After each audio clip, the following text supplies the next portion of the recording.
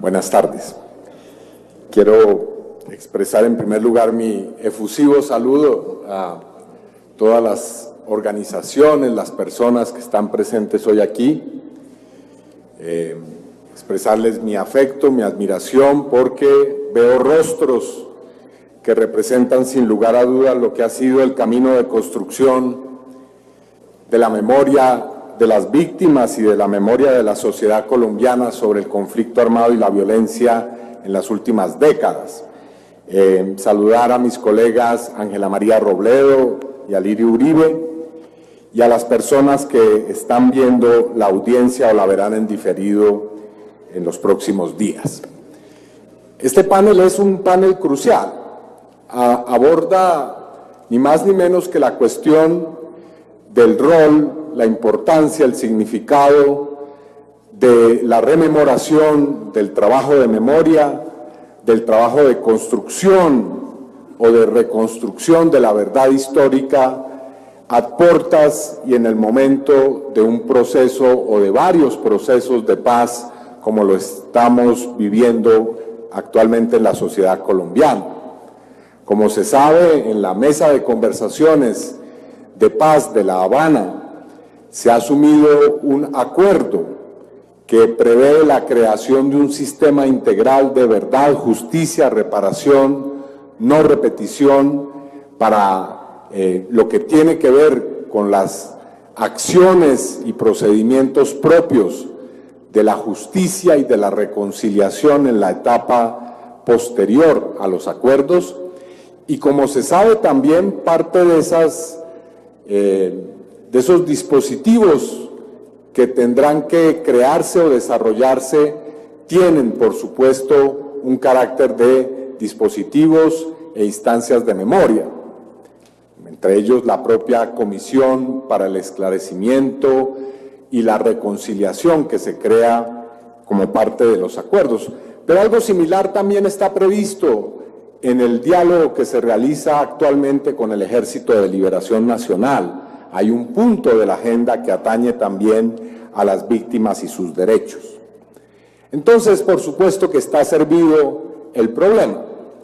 Estamos ante el inmenso desafío de que se abra toda la puerta y toda la ventana de la sociedad colombiana a democratizar la construcción de la memoria, a permitir que de la manera más democrática todas las víctimas, todas las organizaciones, todos los sectores puedan participar de manera activa en ese gran debate, en ese gran acontecimiento que va a ser la construcción de la paz y del posacuerdo en el campo de la memoria de lo que ha ocurrido. Y vemos que ese va a ser un proceso supremamente contradictorio y que va a traer, por supuesto, enfrentamientos ya de carácter civil y en el plano del debate y de la deliberación pública entre múltiples sectores.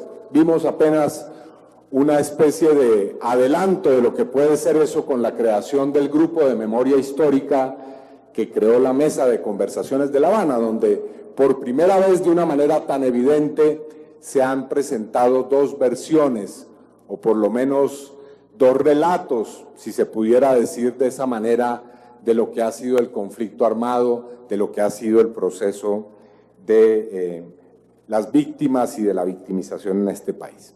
Por supuesto que en ese contexto los esfuerzos que se han venido realizando, y debo señalar que esos esfuerzos en primer lugar deben ser reconocidos a las organizaciones de víctimas y de derechos humanos, a los movimientos sociales, por crear esos lugares de memoria que ya alcanzan un número significativo. Se ha hablado de por lo menos 20 mal contados y seguramente incompletamente presentados de lugares de memoria que van desde sitios como casas de la memoria, pasando por centros y llegando a museos de la memoria.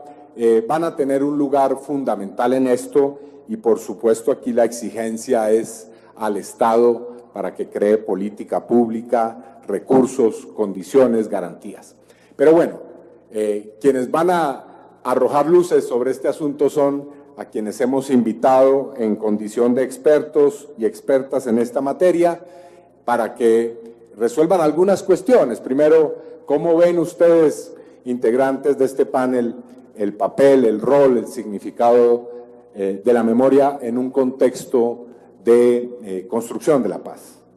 ¿Qué significado tiene ese asunto que no es un asunto menor? ¿Qué lugar ocupa entre los procesos de lo que se pudiera llamar el posacuerdo o el posconflicto armado? ¿Cuáles deben ser las garantías que otorga el Estado en este momento a los lugares de memoria y también a las organizaciones y a los movimientos de víctimas y a los movimientos sociales dentro de ese sistema que se debe crear o que se debe auspiciar de lugares de memoria? ¿Y cuál debe ser el desarrollo normativo, el desarrollo de política pública en esta materia?